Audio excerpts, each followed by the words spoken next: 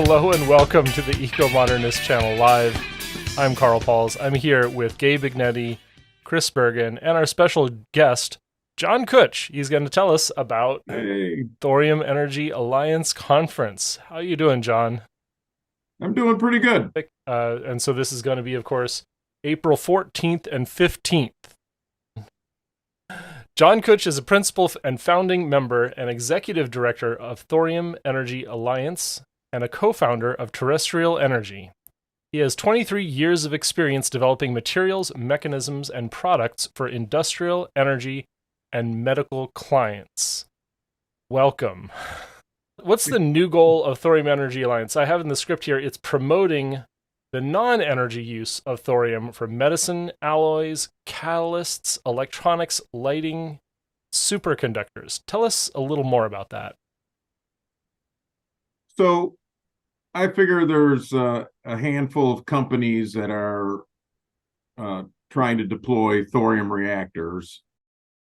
Unfortunately, not as many as there used to be. And, some companies have, switched to just uranium because thorium think it's easier to get investors and stuff. So, but there's still like Copenhagen Atomics, who's one of my great hopes. And they very, very specifically are developing thorium. So I figured the fuel end of things kind of will take care of itself. It's a little more straightforward application. But what people don't realize is that I compare thorium to gold the way silver is to gold. Thorium is to uranium what silver is to gold, and that gold, really for as valuable as it is, has almost no use, right? You can make jewelry out of it. You can, coat some circuits with it, but that's about it. But silver, much less valuable, has thousands and thousands of industrial applications to it. So same thing with thorium and uranium. Uranium is valuable, but it has, vanishingly small actual uses, whereas thorium, for well over 150 years, we've had huge uses for thorium, from early days of lantern mantles to as recent work in Russian superconducting materials, and the highest temperature ceramics ever made. Hugely important catalysts to the chemical industry at one time. Almost all plastics, certainly natural gas cracking for ethylene production was done using thorium catalysts. And we're working with companies to bring that back because they lost a huge amount of efficiency when they left thorium behind. And the reason they left thorium behind was purely bureaucratic, reasons. They figured, I'll take the hit and cost and pass it on to my end users, rather than deal with the bureaucracy of handling substance that's controlled and ever more burdensome. So we're trying to get some policy relief there. But one of the things people always find interesting is that like MagThor and Thorchrome and Alumathor and thoriated aluminum and thoriated copper, MagThor, all the Gemini spacecraft and every Phantom fighter jet was made with MagThor. It's because it's super strong, super heat resistant. It's a super alloy.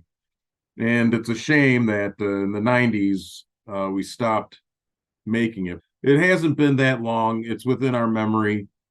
And of course, TerraPower, Bill Gates's company, is working very, very hard to get their hands on uranium-233, which comes from thorium, and they're trying to milk that actinium and bismuth for cancer fighting, the best cancer fighting isotopes ever.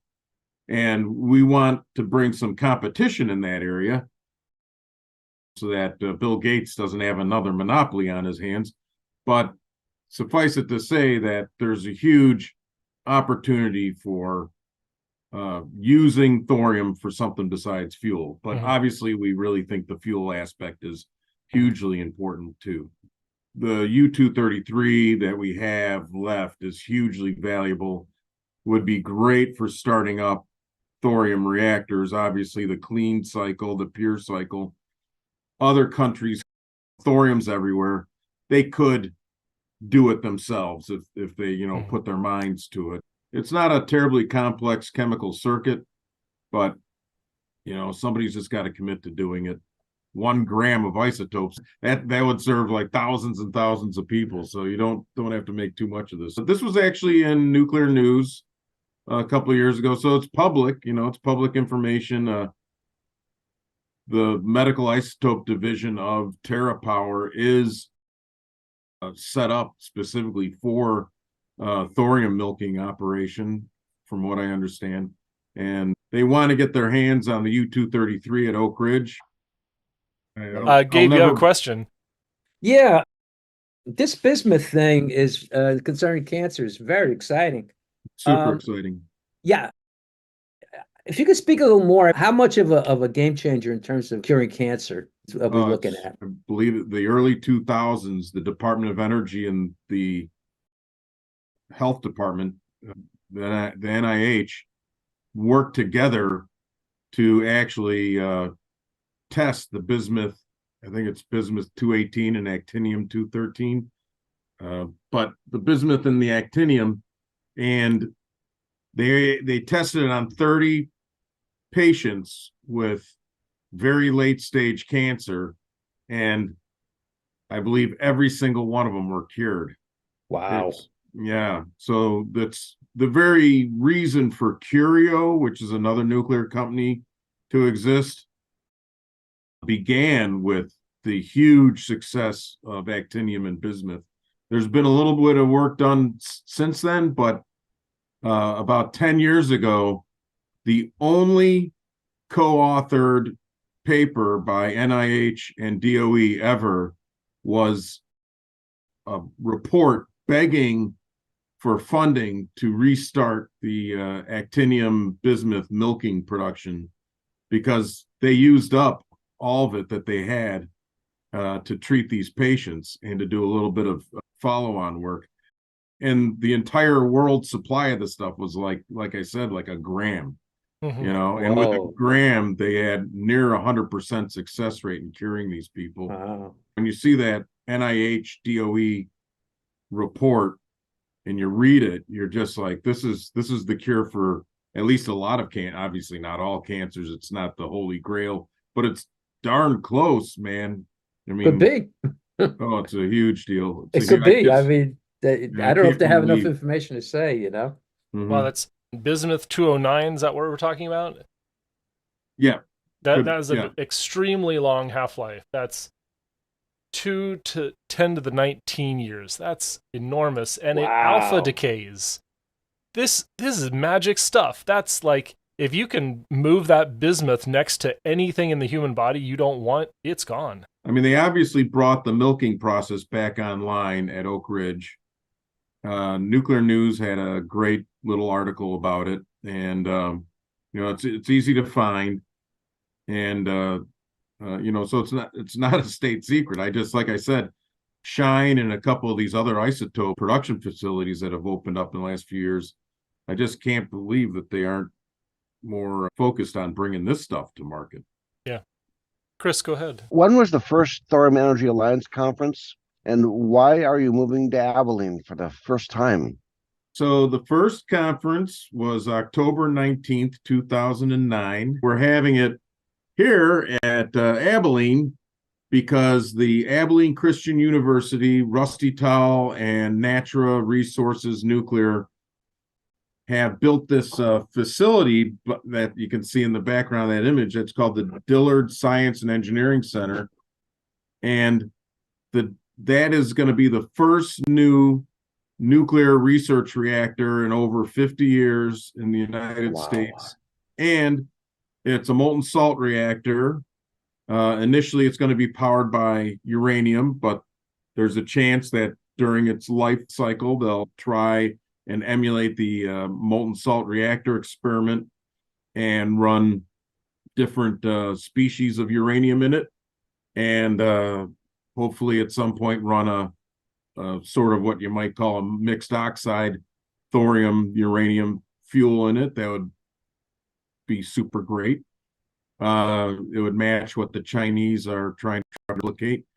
And so that's why we're having it in Abilene. On the 14th will be a long day of talks and presentations, super exciting stuff. Venn diagram, cross section of talks from advanced reactors and thorium uses, and of course, critical materials and how thorium enables the use of critical materials. So it's an oddball conference. It's going to be on a Sunday. Monday morning, we'll have tours of the 3 labs. So they have 3 labs at ACU, 3 really great molten salt reactor, effects test reactor lab, and then the actual nuclear hot cell facility, that Dillard Science Center behind me. It's going to be a great conference. It's, you're going to be able to see it. And the reason we kind of had a kind of an oddball date there and coming up real quick was they wanted to get tours in the facility before it became a nuclear facility. And so they'd be restricted and stuff. So I think it'll be great. It'll give people a lot of optimism to see that these guys built this thing in 14 months. So from the time they started to the time they got it, the ribbon cutting, grand opening, 14 months. So we always say it takes too long and it costs too much to do stuff in the United States in nuclear. And these guys in Texas have proven that if you put your mind to it, you can get stuff done quickly and safely and all that other stuff. Right. Right. Along the way, you mentioned Victoria Bruce's book, Sell Out. I was there at that conference, actually, and got her to sign a book for me as well. But I've recommended that book to all my representatives in DC, and don't know if they read it, but there's been so much talk about China and rare earths over the past 5-6 years. I'm hopeful that at least someone on their staff at least got the book and browsed through it, because it explains a lot of the reasons why you have the Thorium Energy Conference. Embedded in that book. From the very first conference, we've been talking about the symbiotic nature, that you can't solve one without the other. And so we've had all these partial solutions like MP Materials, or Molycorp is what they used to be called before they went bankrupt. Linus. I mean, there's been a handful of these companies, and they all say, "Oh, we've got it all solved." And it's like, no, you don't, because you don't have a policy for what to do with your actinides, or at least a good policy. And of course, they all go bankrupt, or they sort of fade it. They fade away. And for the last 15 years and longer, we've been advocating quite strenuously to folks in DC, per that book Sellout. We have to solve these problems together. Every year or so, I have a great deal of hope. Senator Maestro just introduced some legislation that matches some legislation in the House for a production tax credit for rare earths that also addresses some of the thorium issues. And that's a great thing, because a production tax credit means you have to actually make something to get it. So it's not just an investment tax credit, which always disappear into the ether. It's like, oh, we invested. Where's your investment? It's gone. Where a production tax credit actually means I made something. It's been verified. Give me, a couple bucks per kilogram for having made this. And it should help level the playing field against China, which has some very mercantilistic policies about thwarting people getting into areas that it wants to control. We need to do the things China's doing, essentially. We need to be in control of our own supply chains. Yeah. And I mean, we saw this just like with the U.S. exit from nuclear in the 90s and late 80s, when we start messing with geopolitics and saying, oh, we can't be a partner with China this year, or Russia next year, or who knows, we might not be able to be a partner with Saudi Arabia or Israel or whoever it is the current geopolitical bad guy. That makes nuclear governed by an unreliable. We need to get more realistic policies. And that's sort of part of the motivation to talk about rare earths. I'm going to let you talk about that a little bit, but then if we have any guests, we want to get to that pretty soon and talk about our guests. Where you find rare earths are in phosphate minerals. And so, for instance, you've got a lot of rare earths down in Florida. where they mine phosphate rock for fertilizer, right? And then they throw everything but the phosphate cut away. So they're digesting all this rock, and they're throwing away what they call the phosphate liquor, which is the side stream byproduct of thorium, uranium, rare earths, of course, and anything else in there. They just throw it in tailings ponds. But the trouble is there's, something like 800 tailings ponds in Florida that are pretty smoky hot with radioactive stuff. But that's great. Now we know where it is. We need that. We need the thorium. We need the rare earths, best rare earths in the world. So that just shows you the lost opportunity. We lost a titanium mine 50 miles outside of Washington, D.C. that was run by Iluka, but it also had about half monazite, which is a phosphate mineral. They float concentrated it so much that they basically said, we have a real problem on our hands. Somebody's got to process all this isolated monazite, and we couldn't get a policy change that would have allowed that to happen readily. There's other places. There's iron mines in Minnesota. There's all sorts of places. So rare earths aren't rare at all. It's just sort of like an old 18th century sort of oddball term for them. But they are bound up with thorium and uranium almost all the time. I mean, there's some exceptions where they're not too much thorium and uranium. Some apatites are pretty clean.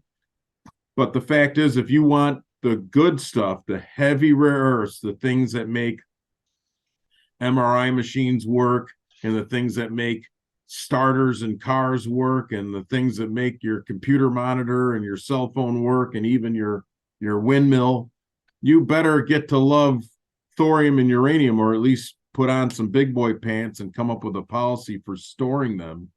And obviously, I would argue that, there's markets for uranium. We can just put those into the uranium market.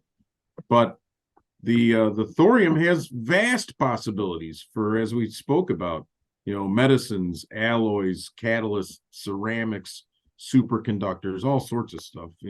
Every radar magnetron on Earth has thorium in it. Probably your microwave sitting in your kitchen at home has a thoriated magnetron in it. So there's still uses. We still use thorium, but unless you come up with more uses for thorium, or at least a way to store it, you're not going to have your pretty rare earths, or you'll have them. But guess what? They're 100% reliant on China right now for heavy rare earths, and 98% reliant on China for light rare earths. So that's the issue there. Chris, go ahead. Yeah, while you're mentioning all these uses and things we'd like to do with these materials, but I know a few years ago you were working on a thorium bank, trying to get Congress to approve a thorium bank to be built, along with a mandate to go out and research ways to use the stuff, which is what you've been talking about. Is that still in the cards? We've been working on the thorium bank since 2012. The trouble is, this is also something that's kind of has to happen together, right? So a lot of times what people think is like, oh, you just need to dig some rare earths out of the ground. No, you don't. Everyone does that automatically anyways. Every iron mine, the supply of rare earth minerals, bearing minerals, I should say, is not the problem. We don't have a metal refinery. China has the only rare earth metals refineries in the world. We used to be able to do it. We made all the rare earths, and we made them for color televisions and stuff back in the 60s, computer, radar, advanced systems like that, lasers. But it wasn't until the 80s that rare earths really took off. And that's when China got into it, because as the head of China said, China has rare earth the way Saudi Arabia has oil, and we're going to control how the rare earths get used. Anywho, so the bank is just that. It's just a way of saying a strategic reserve. It's a seismically isolated, double-walled storage building, basically. It almost doesn't really matter what it is. It's belts and suspenders. It's way overkill for what you need. But we wanted to be safe, safe, safe. Everyone loves safety so much. There's a new thorium metals facility that's getting very, very close. We have notified the NRC that we're applying for a possession, a use, and a source license. So I would like to think that if we spoke a year from now, we would have those licenses or permits in hand, because it's at a price point that we could possibly, pay for these things in an expeditious manner and set up all the environmental baseline and monitoring and stuff that they require. But it's not as pessimistic and burdensome as we thought even just a couple of years ago. This seems like Excellent something news. we can pull. Yeah, it's great news. It's great news for America and the Western world and for research. This would be around St. Louis, and we want to turn St. Louis into the Silicon Valley of advanced metals research. That'd be pretty cool. Cool. Bring So- back some Rust Belt love. How long would it take for the United States to have independence in terms of being able to produce its own rare earth minerals? So, I hate to split hairs, but I think what you might mean is like things like metals and magnets, and alloys. We already make the minerals. Just a couple tailings ponds in Florida could supply the entire United States annual needs. Florida itself could supply the entire world's needs, including China. And then we have placer sand mines, iron mines. So, I mean, there's thousands and thousands of tailings ponds. When we opened up an iron mine, we would get iron and throw everything else away. You opened up a copper mine, you'd get copper and throw. I mean, there's so much material that's been lifted and liberated that we just even that. So the United States is hugely rich in rare earth minerals. But you know what? So is Brazil. So is India. There's other countries could get into this. So it's like, hopefully we can finally do the right thing when it comes to critical materials. I mean, there's adjacent technologies too that we support, like getting tellurium from copper tails. We've thrown away vast amounts of tellurium, and there's other oddball things like ruthenium and rubidium and stuff that's in like sub 1 part per million, but we need it. We need it for a modern society. You're not going to have energy without rubidium, but all the rubidium on planet Earth comes from one mine in Canada. It's not that we don't have rubidium, we just don't care to isolate it. In terms of time, I think if we could get the green light, the 3 steps are basically you need to get the mineral, separate it, concentrate it, then you actually separate the concentrate into individual elements. That's the hardest part. If we really put our effort into it, we could have all that back online in 12, 14, 18 months. Some speakers besides the tours you're having at Teak 12 in Abilene. Do you know any speakers or any topics that you've got locked in?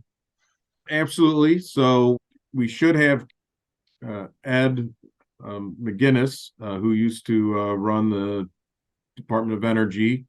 He is still the CEO of Curio, and I'm hoping he shows up, but I believe someone from Curio will give an update to Curio's pursuits in reactor development, fuel recycling, and of course, medical isotopes. Obviously, we'll have Abilene Christian University will give a talk, hopefully Rusty Towel, but they have a wonderful set of students there that I think it'd be great to hear some students talk about that. As we were Absolutely, talking yes. about it, nothing's more important than getting young people involved in this. The Generation Atomic talk a little bit about what they hope to get done in the world, and they said they'd run a little fun contest. I'm going to make them run that contest during happy hours, give them some social lubricant there. Probably one of the groups that I'm always most excited to see is Copenhagen Atomics. I have great hope.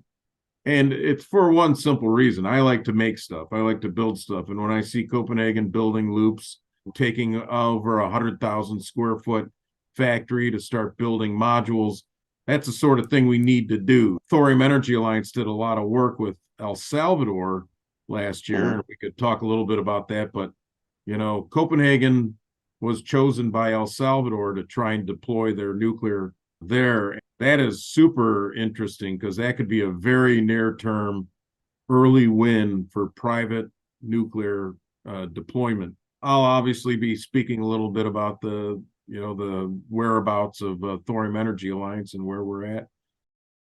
I'm trying to get Matthias Becker, who also does a Ecomodernist thing, to Yeah, talk a he's little been bit a about guest the here air. before. There's a great company called Green Met. I'm trying to get them to confirm that they'll be there, but they are strategic investors in critical materials.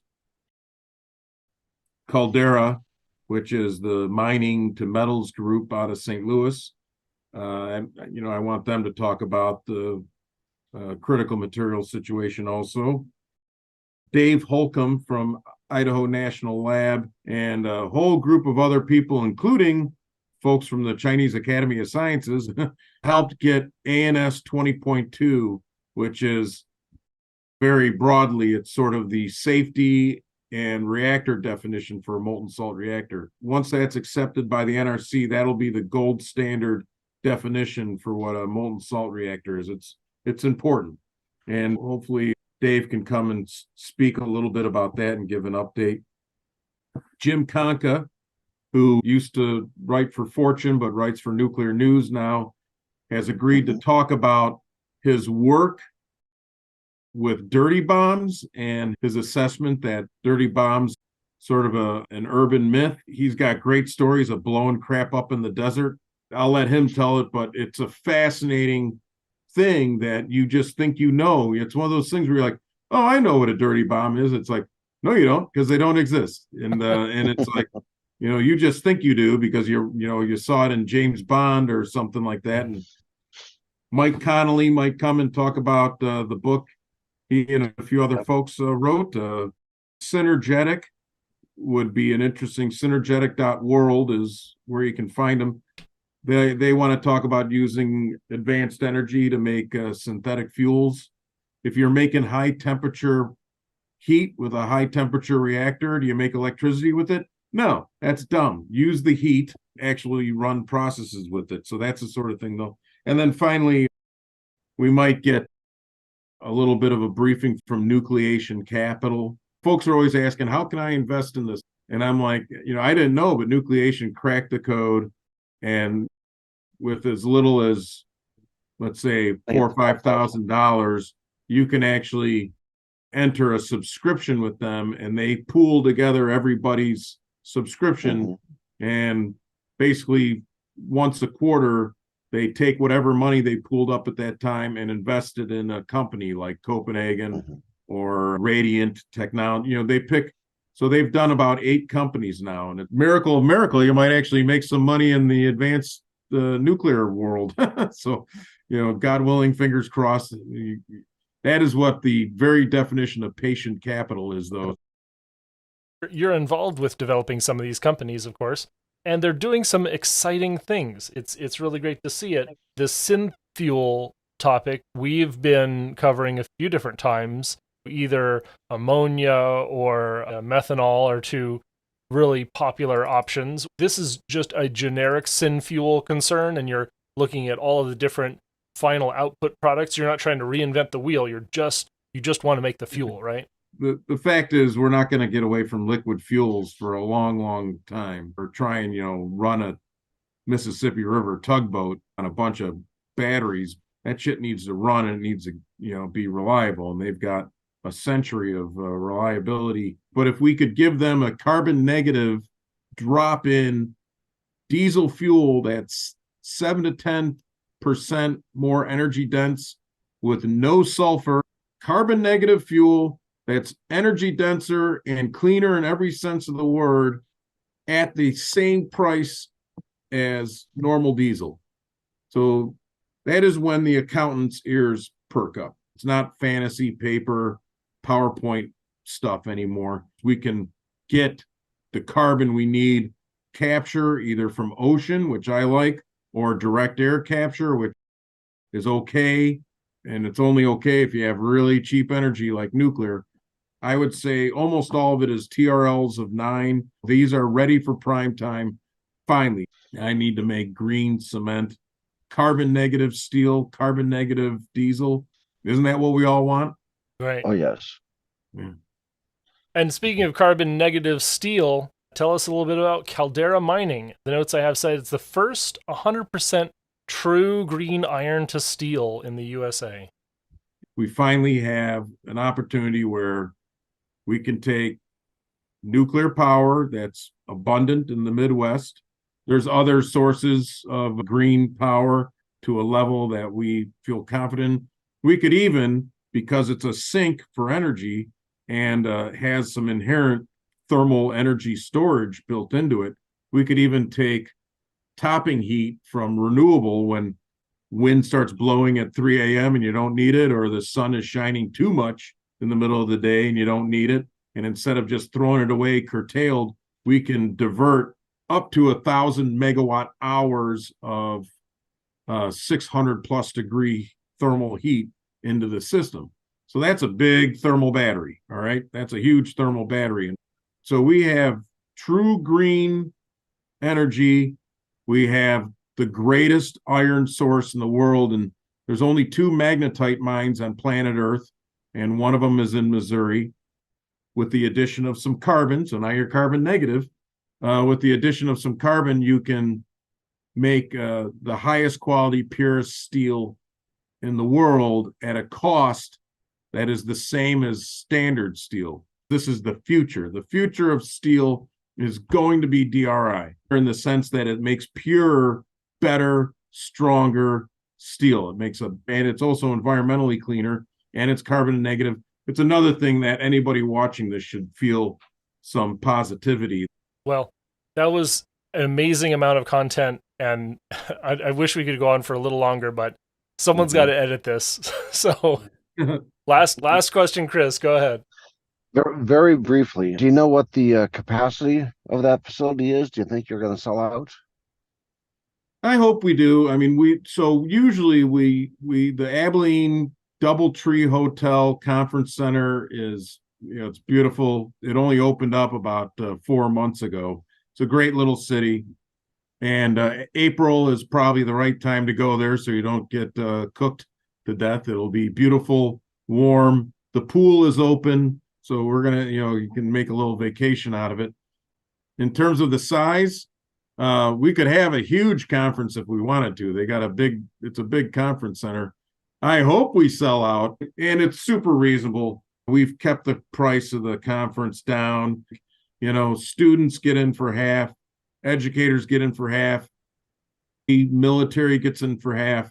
If you're in the press, I'll let you in for free. Believe me, we've never made money on one of these things, but we like to break even. But if you show up, if you have interest, we want you there, especially if you think you can help forward the cause of commercializing thorium and pulling some of these policies and technologies across the finish line.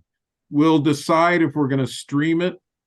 It's like a hockey game or a football game, right? The football game has to sell out before we decide to stream it, because we want to make people show up in person. Every single thing we do always winds up on YouTube. So, I mean, if you really don't want to come and you want to wait a couple months, we'll get all the talks and stuff on YouTube, because our whole mission is to, we're an educational advocacy group. So we're here to educate. It's about time to wrap up. Thanks so much, John Kutch, for telling us all about the Thorium Energy Alliance Conference. It's going to be April 14th and 15th in Abilene, Texas, right next to Abilene Christian University and their new fantastic nuclear experimental facility.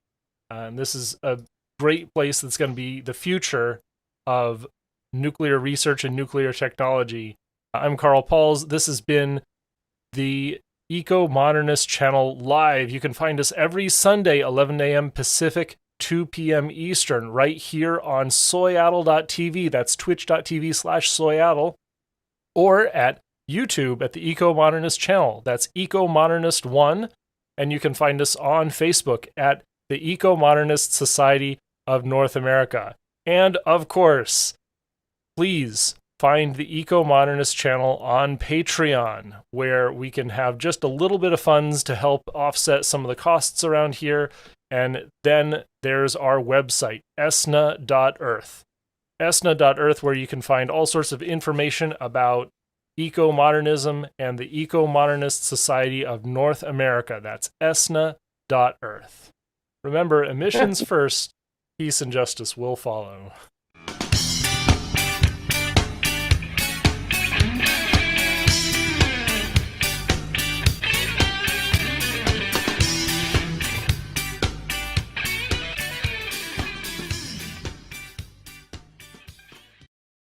Please subscribe to us on YouTube, Ecomodernist channel.